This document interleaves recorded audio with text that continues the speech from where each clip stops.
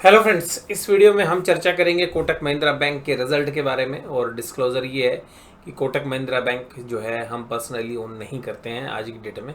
हालांकि जब 2-3 महीने पहले इस शेयर्स के अंदर एक अच्छी खासी गिरावट आई थी और जब आरबीआई ने कुछ बैन जो है कंपनी के कुछ प्रोडक्ट्स के ऊपर लगाए थे और स्पेशली जो डिजिटल प्लेटफॉर्म है उसके ऊपर, तो इस शेयर्स में एक अच्छी खासी गिरावट हुई थी और शेयर शायद 1650 रुपये के आसपास चला गया था।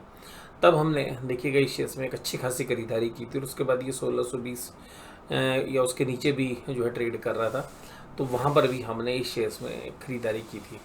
लेकिन वो सारी खरीदारी हम जो है सोल्ड आउट कर चुके हैं।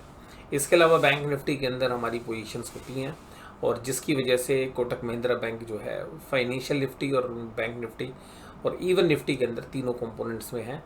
तो हो सकता है कि आपको ऐसा लगे कि भाई कोटक महिंद्रा बैंक के जो रिजल्ट एनालिसिस है वो मैं ट्रांसपेरेंट तरीके से करने की कोशिश करूँगा, लेकिन हो सकता है कि भाई आपको लगे कि भाई मेरी पोजीशन है तो उसकी वजह से आप जो भी फैसला ले तो आप अपने हिसाब से लें। बट मैं एक जो भी आपके साथ एनालिसिस कर रहा हूँ, जैसी भी परफॉर्मेंस है उसके हिसाब से बात करूँगा। अब अगर हम बात करें कि भाई ये जो बैंक है इसने पिछले 6 महीने में क्या किया, पिछले 6 महीने में 2% की रिटर्न और पिछले 5 साल में भी ये शायद 20% के आसपास की रिटर्न ही इसने डिलीवर की है। तो बैंक एफडी के रिटर्न्स भी नहीं आए हैं।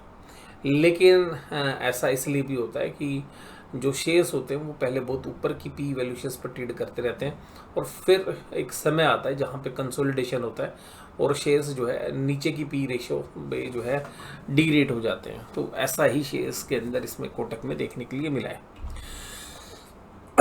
अब बात करते हैं कोटक महिंद्रा बैंक के स्टैंडर्ड ऑन रिजल्ट के। अब देखिएगा यहाँ पर मैं सबसे पहले आपको दिखाऊंगा ईपीएस। जैसे आप ईपीएस देखेंगे आप ये कहेंगे कि क्या बेहतरीन रिजल्ट है इस कंपनी के, मज़ा आ गया। और मज़ा इसलिए आ गया कि अगर आप पिछले साल से कंपेयर करेंगे तो 80% से ज़्यादा की रिटर्न्स हैं और इस बार भी अगर आप रिटर्न्स कैलकुलेट करेंगे तो 50% से ज़्यादा की रिटर्न्स जो है क्वार्टर ऑन क्वार्टर बेसिस पर ईपीएस में देखने के लिए मिलेगी।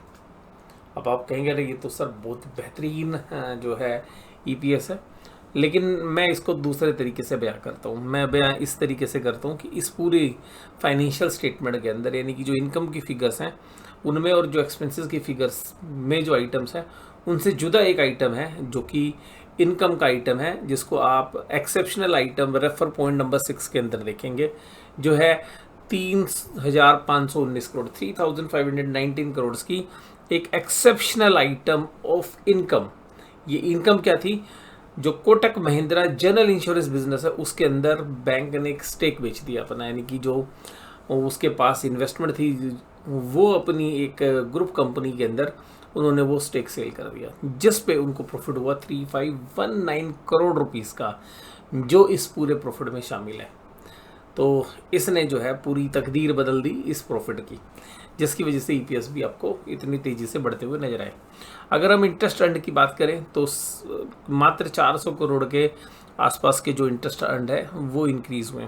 अदर इनकम की फिगर्स भी देखेंगे तो स्लाइटली लोअर साइड ही है और वो हालांकि बहुत ज़्यादा तो नहीं गिरी है, लेकिन फिर भी 49 करोड़ के आसपास जो है वो इनकम गिरी है। तो जो इनकम है वो स्टेबल है और टोटलिटी के अंदर 15,285 से इनकम बढ़कर 15,675 हो गई है, यानी कि तकरीबन 390 करोड़ के आसपास की बढ़ोतरी देखने के लिए मिली है। लेकिन उससे कहीं ज़्यादा तो इंटरेस्ट के खर्चे नहीं निपटा दिए, यानी कि जो इंटरेस्ट एक्सपेंड हुआ है वही कहीं उस ग्रोथ से ज़्यादा है। तो अल्टीमेटली जो ऑपरेटिंग प्रॉफिट्स है उस पर डेंट पड़ा है। और ऑपरेटिंग एक्सपेंसेस में भी देखें तो ऑपरेटिंग एक्सपेंसेस भी तकरीबन 90 करोड़ बढ़कर आए हैं, तो जिनकी बदौलत टोटल एक्सपेंसेस जो हैं वो 9,823 करोड़ से बढ़कर 10,421 करोड़ हो गए। तो अब आपको सीधी सी बात समझ में आएगी, खर्चे ज़्यादा बढ़े हैं, इनकम कम। तो जो 5,461 करोड़ की जो ऑपरेटिंग प्रॉफिट था पिछले बार, यानी कि ऑपरेटिंग प्रॉफिट वो प्रॉफिट जहाँ पे मूलतः बिजनेस में से जो पैसा आया है और जो पैसा गया है एक्सपेंसेस के रूप में एक्यूरल सिस्टम ऑफ अकाउंटिंग के हिसाब से, तो वो इनकम जो है लगभग 200 करोड़ रुपए घट कर आई है। और उसके साथ साथ जो है यहाँ पे जो प्रोविजंस की फिगर है वो जो 263 करोड़ थी पिछली बार, जो एनपीए या जो बाकी एसेट्स हैं उनके ऊपर, वो भी डबल हो गया है, डबल से भी ज़्यादा हो गया है। तो यहाँ पर भी एक डेंट पड़ा है। तो तकरीबन जो है 400 करोड़ का डेंट, सॉरी 300 करोड़ का डेंट जो है प्रोविजन से पड़ा है। लेकिन इन सब के बावजूद एक अकेला आइटम आया प्रॉफिट का इतना, जिसने पूरे प्रॉफिट को हिला दिया। तो जो प्रॉफिट्स घटने चाहिए थे वो सारे प्रॉफिट्स अब आपको बढ़ते हुए नजर आएंगे। 5197 करोड़ से बढ़कर 8195 करोड़ हो गए, और जिसमें मुख्य किरदार जो निभाया है वो निभाया एक्सेप्शनल आइटम में। और आफ्टर टैक्स एडजस्टमेंट, जिसमें इस गेन का टैक्स भी है और जो बाकी नॉर्मल बिजनेसेस के टैक्स हैं उन सब को एडजस्ट करने के बाद नेट प्रॉफिट आया 6249 crore.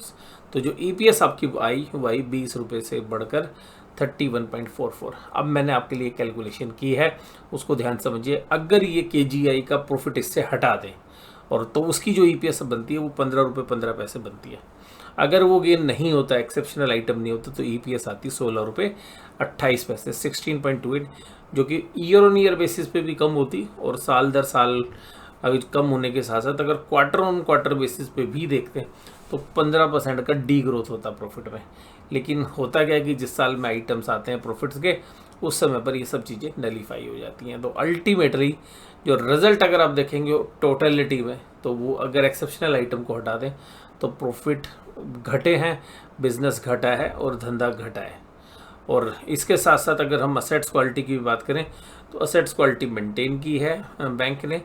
Capital adequacy ratio improve हुई है, यानी कि पर्याप्त मात्रा में कैपिटल है बैंक को ग्रो करने के लिए। तो इन दोनों फ्रंट पे काफ़ी अच्छा किया है। और अगर हम प्रॉफिटेबिलिटी की बात करें, अगर हम सेगमेंट रिपोर्ट में, तो होलसेल बैंकिंग में प्रॉफिट जो है घट गया है, रिटेल बैंकिंग में प्रॉफिट घट गया है, और इसके साथ ट्रेजरी, बीएमबी और कॉर्पोरेट सेंटर में बढ़ गया है, क्योंकि इसमें जो 3000 करोड़ से ऊपर के जो प्रॉफिट्स हैं वो इन्वेस्टमेंट बेचने के हैं। तो अल्टीमेटली ऑपरेटिंग फ्रंट्स पर कोटक महिंद्रा बैंक के रिजल्ट हमें खराब लग रहे हैं, जहां पर हमें 12 से 15% की डी ग्रोथ लग रही है। लेकिन ओवरऑल क्योंकि बिजनेस सेल किया है इन्वेस्टमेंट, तो रिजल्ट आपको टोटलिटी में अच्छे लगेंगे। तो अगर हम यहाँ पे बात करें कि भाई जो पूरा 70% जो स्टेक जो है बैंक ने डाइवेस्ट किया है, और वो जो है Kotak Mahindra bank general insurance company में बेचा है। हालांकि इसके बाद भी कंपनी 30% की होल्डिंग रखे हुए है, और उस 30% होल्डिंग की वजह से अब ये सब्सिडरी कंपनी से इसका जो स्टेटस है वो एक एसोसिएट कंपनी का बन गया, जिसकी अकाउंटिंग भी थोड़ी सी डिफरेंट होती है, बट मोर और लेस जो है असर आपके सामने आ चुका है। अब अगर हम बात करें एनपीए की, ग्रोस एनपीए और नेट एनपीए, तो वहाँ पर कोई बेहतरीन जो है इम्प्रूवमेंट नहीं है, बट मोर और लेस उसी के आसपास है। लेकिन नेट एनपीए जो है कंसोलिडेटेड बेसिस पे स्लाइटली इंक्रीज हुई है। और यहाँ पर हम ये देख सकते हैं स्क्रीन पे कि जो सारे प्रॉफिट्स हैं वो किस बिजनेस से आए हैं। अगर हम देखें तो बैंक में प्रॉफिट घट गया है, 4133 करोड़ का प्रॉफिट था वो 3520 करोड़ आया है मार्च क्वार्टर से अगर कंपेयर करें तो।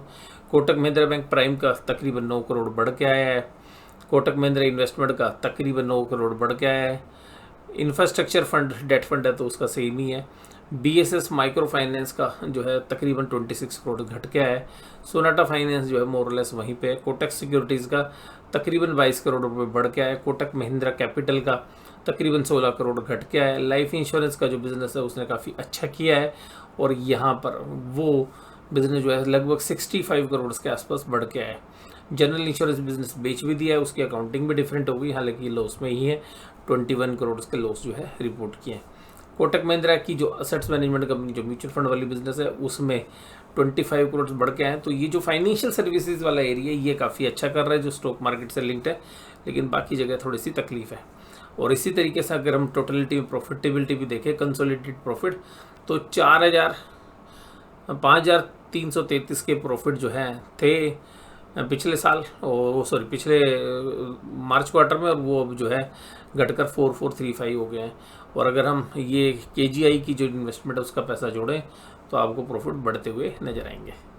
इसके अलावा अगर हम बात करें कि जो प्रॉफिट एंड लॉस अकाउंट में कि रिटर्न ऑन इक्विटी जो है एक मेजर रिटर्न से रेशियो है, तो उसको अगर हम देखें तो जो शेयर होल्डर्स की इन्वेस्टमेंट है उस पर 17.54% की रिटर्न थी फोर्थ क्वार्टर में, जो इस बार 13.91 हुई है।